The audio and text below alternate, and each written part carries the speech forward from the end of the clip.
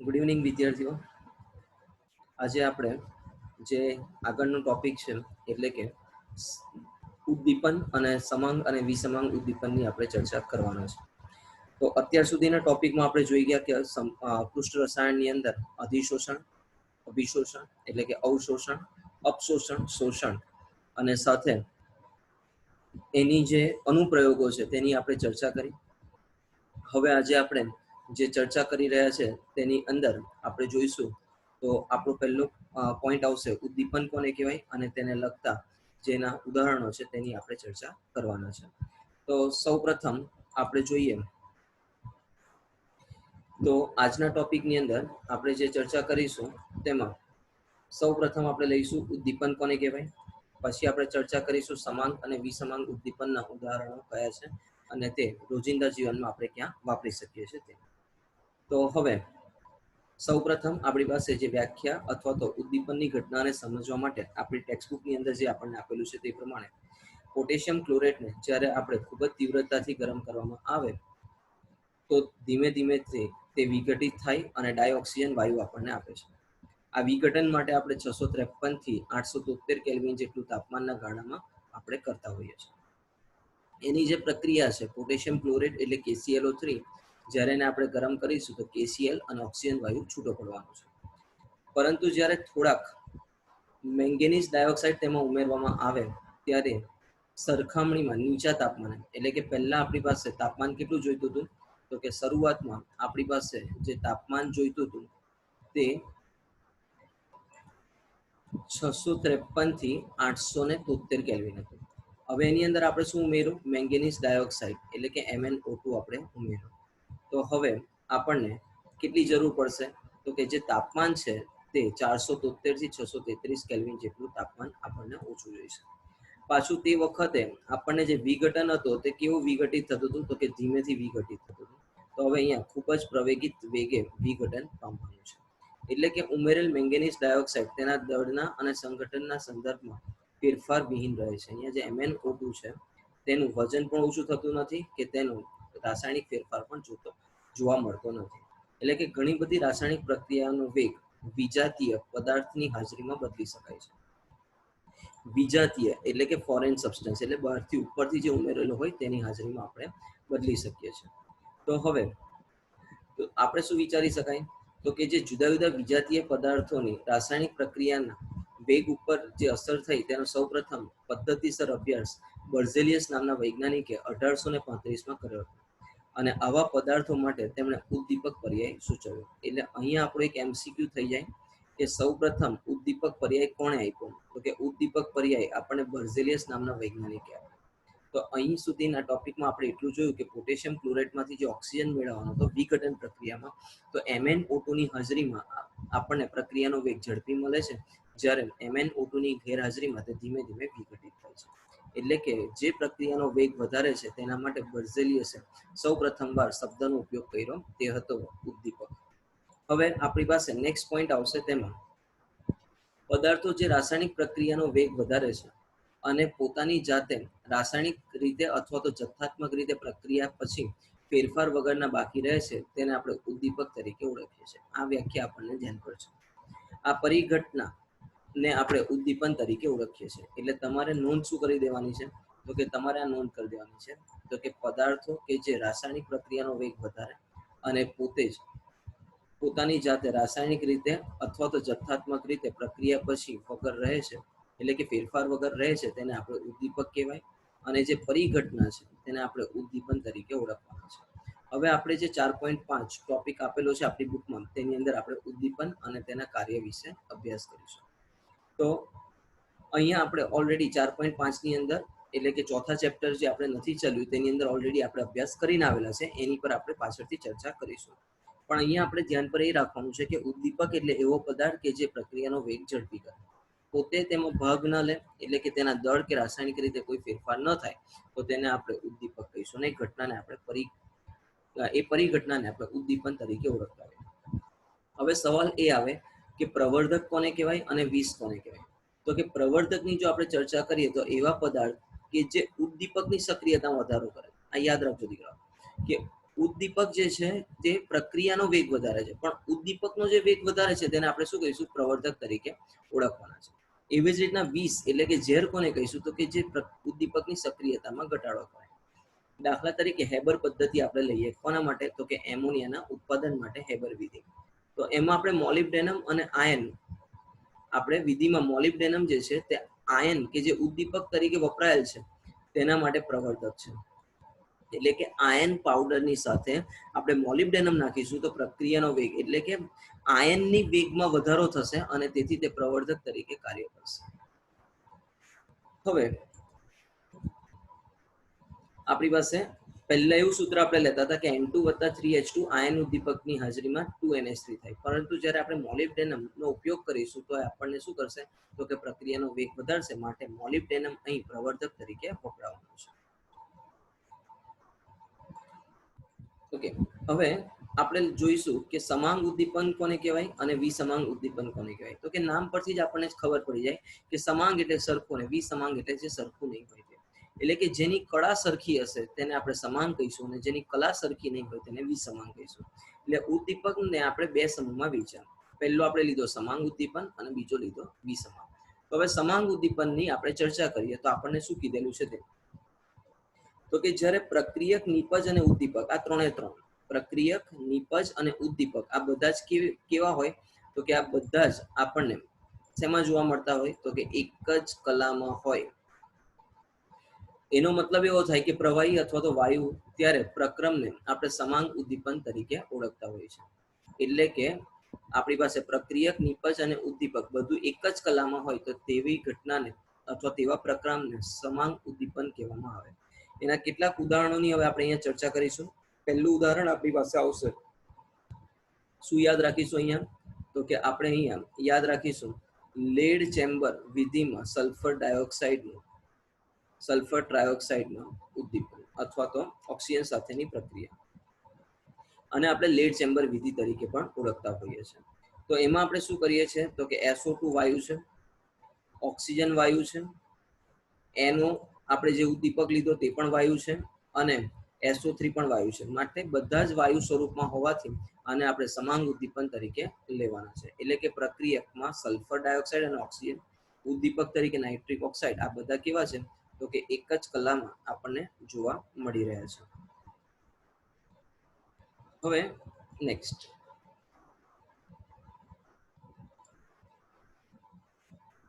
એવી જ રીતના આપણી પાસે જે બીજું ઉદાહરણ છે તેની અંદર આપણને શું ખબર પડે?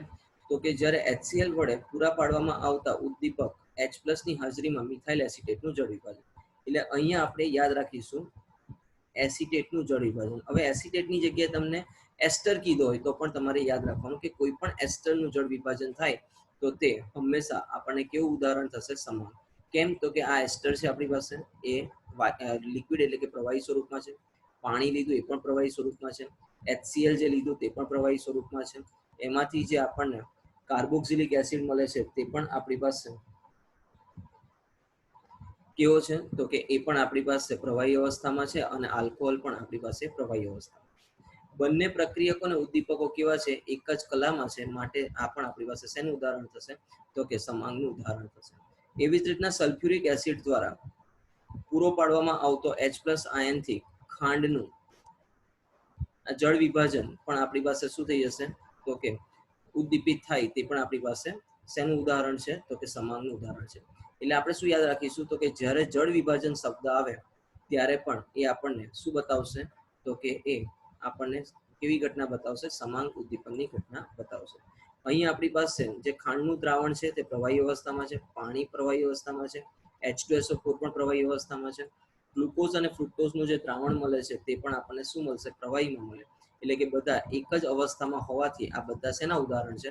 તો કે તે આ બધા આપણા સમાંગ ઉદ્દીપનના ઉદાહરણ આપણને મળવાના છે. એવી જ રીતના આપણે હવે જ્યારે આગળ વધીએ ત્યારે વિસમાંગ ઉદ્દીપન કોને કહીશું? તો કે સમાંગમાં આપણે એવું જોયું હતું કે બધા એક જ કલામાં હોય. તો અહીંયા આપણે શું યાદ રાખીશું? તો કે બધાની કલા જુદી જુદી હોય. એટલે કે એવા ઉદ્દીપનનો પ્રક્રમ કે જેમાં પ્રક્રિયક અને ઉદ્દીપક જુદી જુદી કલામાં હોય તો તેને આપણે વિસમાંગ ઉદ્દીપન કહીશું, અને તેના કેટલાક ઉદાહરણો નીચે આપણને આપેલા છે. હવે પ્લેટિનમની હાજરીમાં સલ્ફર ડાયોક્સાઇડનું સલ્ફર ટ્રાયોક્સાઇડનું ઓક્સિડેશન એ આપણું શેનું ઉદાહરણ છે?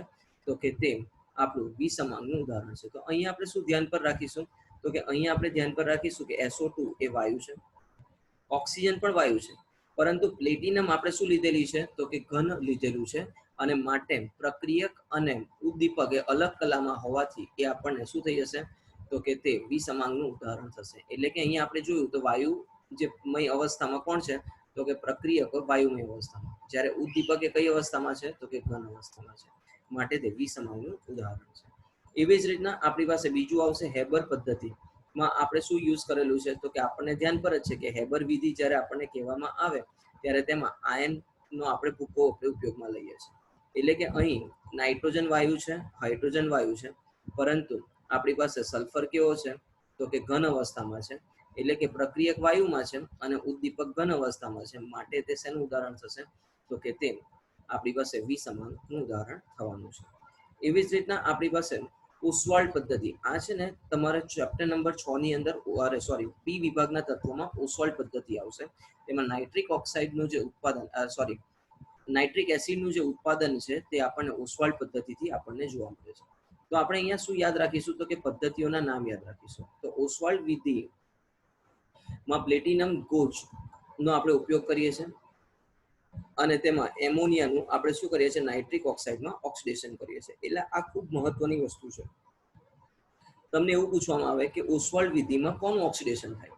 તો કે એમોનિયાનું ઓક્સિડેશન આપણને જોવા મળશે. શેમાં? તો કે નાઇટ્રિક ઓક્સાઇડમાં ઓક્સિડેશન આપણને મળવાનું છે. એટલે કે NH3 આપણી પાસે કેવો છે? વાયુ છે. ઓક્સિજન કેવો છે? તો કે એ પણ વાયુ છે, પણ પ્લેટિનમ આપણો કેવો છે? તો કે ઘન છે, અને તેથી તે વિસમાંગનું ઉદાહરણ થઈ જશે.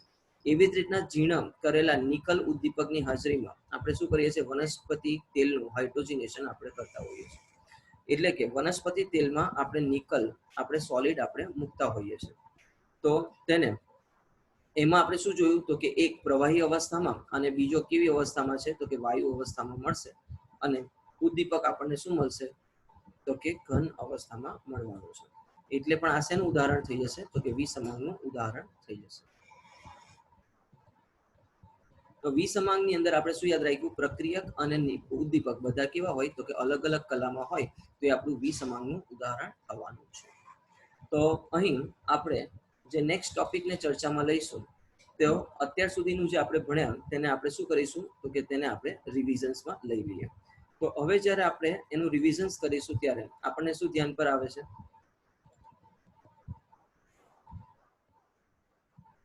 તો સૌપ્રથમ આપણે એવું જોયું હતું કે પોટેશિયમ ક્લોરેટને આપણે શેમાં લીધો હતો? તો કે પોટેશિયમ ક્લોરેટને એકલો આપણે ગરમ કર્યો હતો, અને તે વખતે ઓક્સિજન લીધું હતું. તો તે વખતે 653 થી 873 કેલ્વિન તાપમાન આપણને જરૂર પડી હતી, અને દબાણ આપણે વધારવું પડ્યું હતું. હવે આપણે શું કરીશું? આ પદ્ધતિ આપણે કેવી થઈ ગઈ? તો કે ઉદ્દીપક વગરની આપણે લીધી. તે વખતે આપણને આ રીતના ધીમે ધીમે ગરમ જેમ જેમ કરીશું તેમ તેમ આપણને મળતું હતું. હવે આપણે અંદર શું કર્યું? તો કે MnO2 આપણે ઉદ્દીપક તરીકે નાખ્યું. એટલે કે જે આપણી પાસે આ અલગ કલરના જે બોલ્સ છે તે આપણને શું બતાવે છે? તો કે MnO2 અંદર નાખ્યું.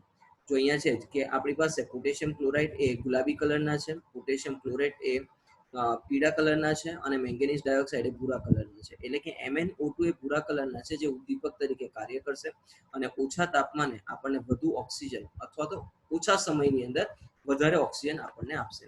યાદ એ રાખવાનું છે કે અહીં MnO2 એ પ્રક્રિયાનો વેગ વધારે છે, પણ ઓક્સિજન જે મળવાનું છે તેની માત્રામાં કોઈ ફેરફાર થતો નથી. એટલે આ ઉદ્દીપક આપણને અથવા તો આ ઘટનાને આપણે ઉદ્દીપન ઘટના તરીકે આપણે ઓળખતા હોઈએ છીએ.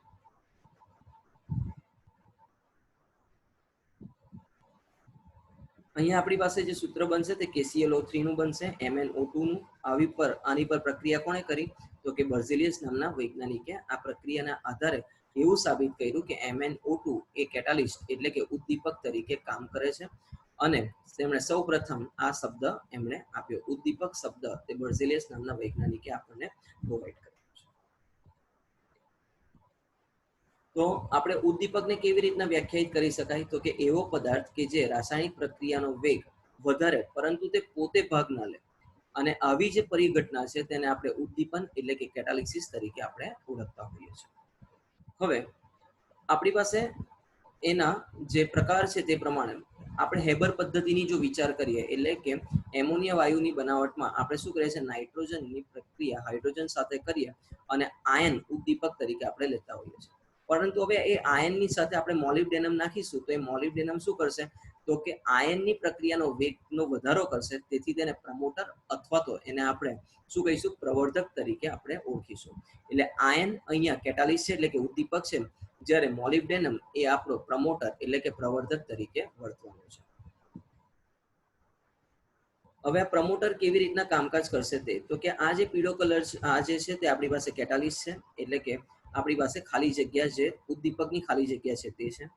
એની પર આ જે કેટાલિસ્ટ આવ્યા જે જાંબલી કલરના હતા તે આપણી પાસે રિએક્ટન્ટ એ અને બી અલગ અલગ જગ્યાએ જોડાશે. હવે શું થશે, તો કે જેમ જેમ જોડાશે તેમ તેમ પ્રક્રિયા આપણને મળશે અને એક નિપજ થઈને બહાર નીકળી જશે.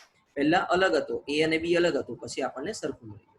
એવી જ રીતના પોઈઝનના ઉદાહરણ આપણી પાસે કયા કયા છે, પોઈઝન એટલે કે વિષ, તો કે ક્વિનોલિન, સલ્ફર અને આર્સેનિક એટલે કે અશુદ્ધિઓ જે પણ કંઈક હશે તે આપણને શું મળશે, તો કે તે આપણને પોઈઝન તરીકે એટલે કે ઝેર તરીકે કાર્ય કરશે અને તે શું કરશે, પ્રક્રિયાનો વેગ ઘટાડવાનું કાર્ય કરવાનું છે.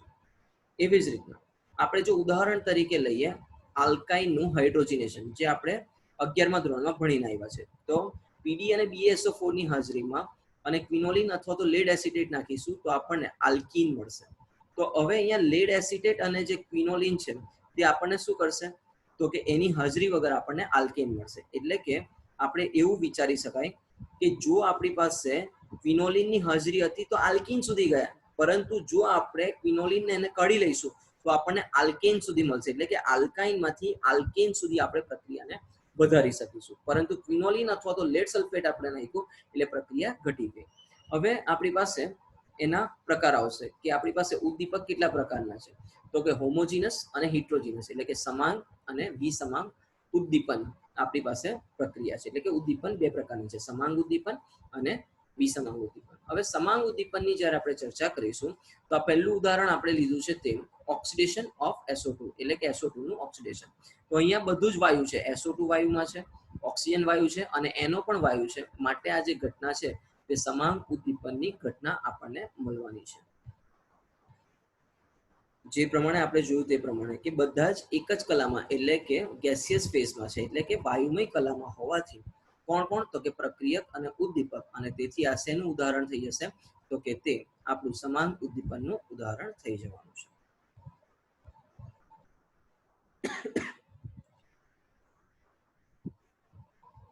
એવી જ રીતના આપણી પાસે બીજું ઉદાહરણ છે હાઇડ્રોલિસિસ ઓફ સુક્રોઝ એટલે કે ખાંડનું જળ વિભાજન. તો અહીંયા આપણે શું કર્યું, ખાંડનું દ્રાવણ લીધું, પાણી લીધું અને H2SO4 લીધું. તો આ બધું શું છે, તો કે પ્રવાહી અવસ્થામાં છે અને તેથી જે ગ્લુકોઝ આપણને મળે છે તે પણ આપણને પ્રવાહી અને ફ્રુક્ટોઝ પણ પ્રવાહી અવસ્થામાં. એટલે કે બધું જ સોલ્યુશન અવસ્થા એટલે કે આપણને દ્રાવણ અવસ્થામાં એટલે કે પ્રવાહી અવસ્થામાં હોવાથી આ શેના ઉદાહરણ થઈ જશે, તો કે આ ઉદાહરણ આપણા સમાંગ ઉદાહરણ થઈ જવાનું છે. હવે આપણી પાસે આવશે વિસમાંગ ઉદ્દીપન. તો વિસમાંગ ઉદ્દીપનની અંદર આપણે કયું ઉદાહરણ લઈશું, તો કે સૌપ્રથમ આપણે લઈશું હેબર પદ્ધતિ. તો હેબર પદ્ધતિમાં આપણને ખબર છે કે નાઇટ્રોજન વાયુ હાઇડ્રોજન વાયુ સાથે પ્રક્રિયા કરે, આ બંને વાયુ અવસ્થામાં છે અને ઉદ્દીપક તરીકે આપણે શું લઈએ છીએ, તો કે ઉદ્દીપક તરીકે આપણે ઘન અવસ્થા લઈએ છીએ. માટે આ શેનું ઉદાહરણ થશે, તો કે આ ઉદાહરણ થશે આપણું શેનું, તો કે વિસમાંગ ઉદ્દીપનનું ઉદાહરણ આપણને થવાનું છે.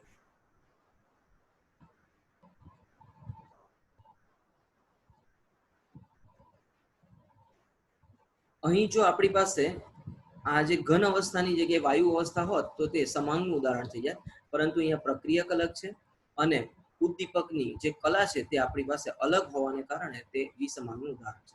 એવી જ રીતના વનસ્પતિ તેલમાંથી વનસ્પતિ ઘી બનાવવા માટે આપણે શું કરીએ છીએ, તો કે નિકલને આપણે ઘન અવસ્થામાં લઈએ. અહીંયા પ્રક્રિયકો બંને અલગ છે. જુઓ, અહીંયા વેજીટેબલ ઓઇલ એટલે કે વનસ્પતિ તેલ એ પ્રવાહી અવસ્થામાં છે, જ્યારે હાઇડ્રોજન એ આપણી પાસે વાયુ અવસ્થામાં છે અને નિકલ એ આપણો કયા અવસ્થામાં છે, તો કે ઘન અવસ્થામાં છે. માટે આ શેનું ઉદાહરણ થશે, તો કે આ વિસમાંગનું ઉદાહરણ આપણને મળવાનું છે, જે આપણને ધ્યાન પર છે.